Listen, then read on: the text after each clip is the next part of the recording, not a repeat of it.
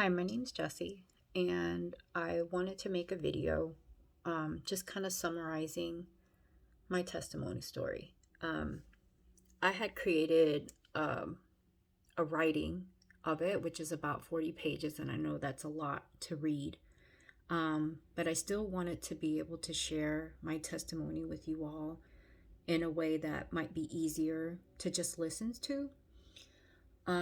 So it's taken me a while to get to do this, but it's been something I've wanted to do for a really long time.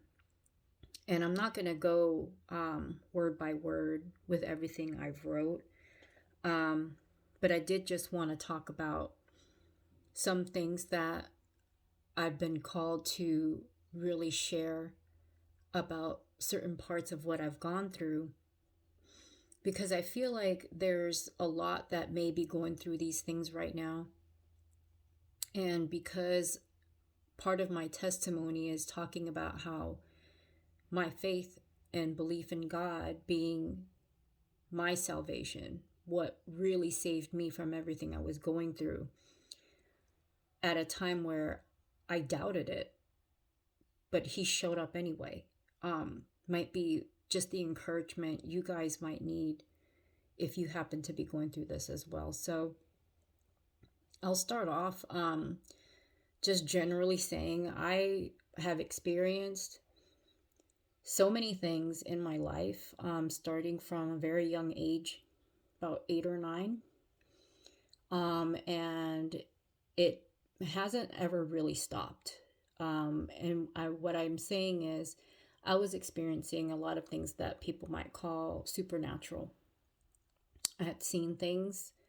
I have been touched by things. I have been attacked by things that I used to try to ignore.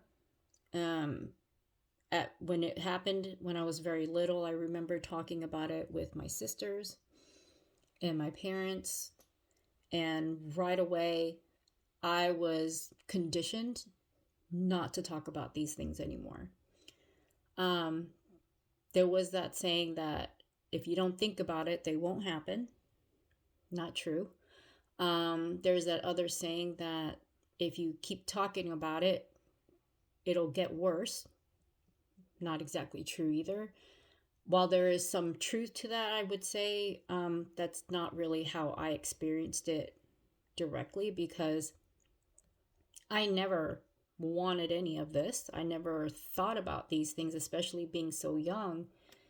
And only until it started happening that I became really isolated and withdrawn, because I felt like I couldn't talk to anybody about these things. They didn't either believe me, or they thought I was dreaming it all or making it up,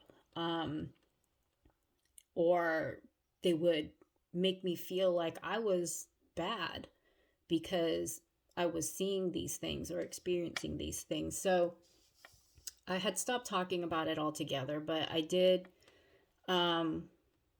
get really into art and drawing and music and writing as an outlet to be able to express a lot of these things that I was going through.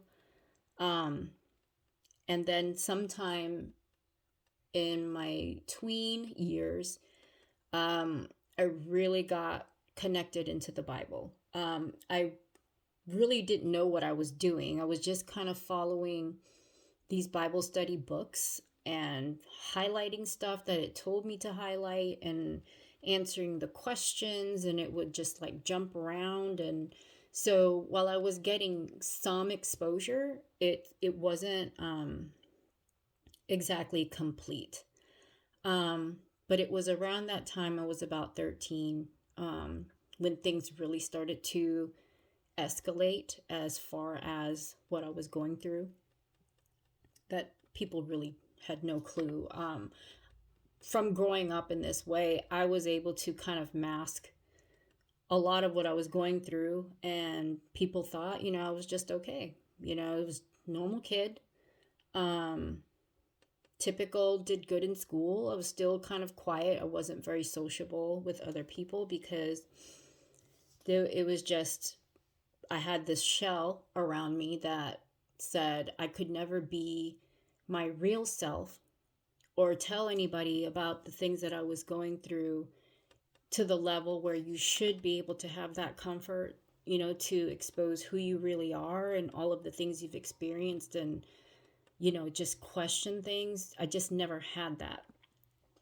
So I grew up that way, very much into my later years of my 20s. And there were some very impactful events that when I had left home when I was 16, the things I was experiencing just got worse, like tenfold. It was constant. Even during the daytime, I would see things. I was attacked physically twice by these things.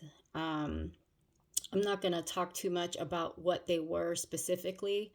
If you want to read about it, I describe it a little bit in my testimony book, but I don't want to put so much emphasis on the negative things that happened, except to say, in the midst of what I thought was going to be the end for my life, was when I was saved by Yeshua.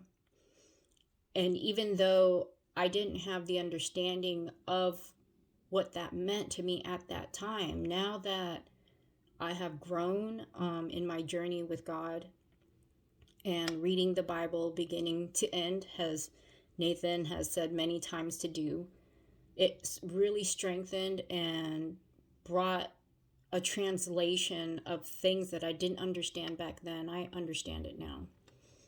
And I've accepted that. Even though there are still things that happen out there, what really solidified things for me was the moment I stopped fearing what was happening to me. And when I stopped fearing, it wasn't because anything I did consciously for myself. It was just a knowledge that God gave to me with his love, that I didn't have room for the fear anymore. All I had was an overflowing love, knowing what he did for me and for all of us, really. So since that time, I have not felt fear about the things that I used to see. As a matter of fact, I don't really even see them that much, except in certain visions that I have, that I know that they are still trying to find their way back to get me off my path. But I just rely on God the whole time. I pray, I praise, I encourage others, that have expressed similar feelings of what they're going through, and try to bring encouragement to them, because I know what it's like when you're in the middle of whatever's going on and you can't really talk to anybody about it, because we've all been told we're not supposed to talk about these things, or if you talk about these things then you're crazy, or you're going to get sent away to an institution, or all that. But it's like the things that happen that most people will ignore or not understand or try to quieten others, they are real. But as much as they are real, so is God's protection and his love for us, which is greater than any other darkness that might come our way. So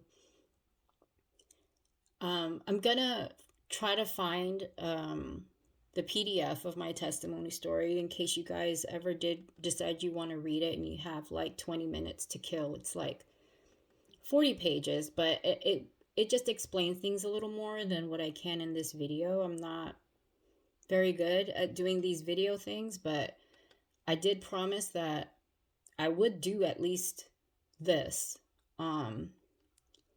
just as many other promises I make lately. I have to keep them, because it's not just a promise to me, it's a promise I make to God and to those around me, that if I say I'm going to do something, I'm going to do it.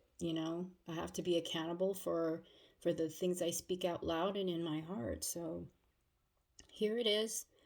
I'll probably place it in something, to find it if I can upload this video properly. But I hope that this might encourage others, that may be going through dark situations, that as bad as things got for me, to the point where I thought I was seconds from death because of the attacks I was having, at that exact moment was the biggest revelation to me that God is real and He saved me.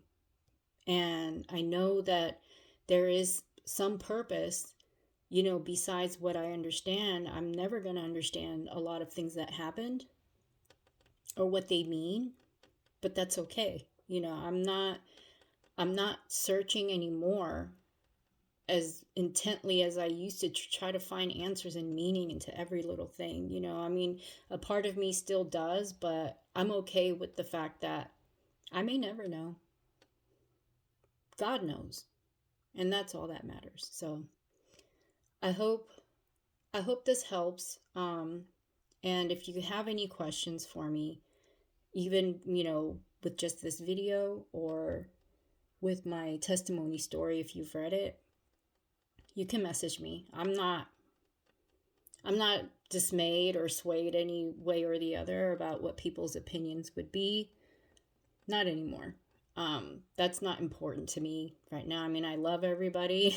I'm not saying I don't care about what your feelings are. I'm just saying that I care more about what God thinks of me.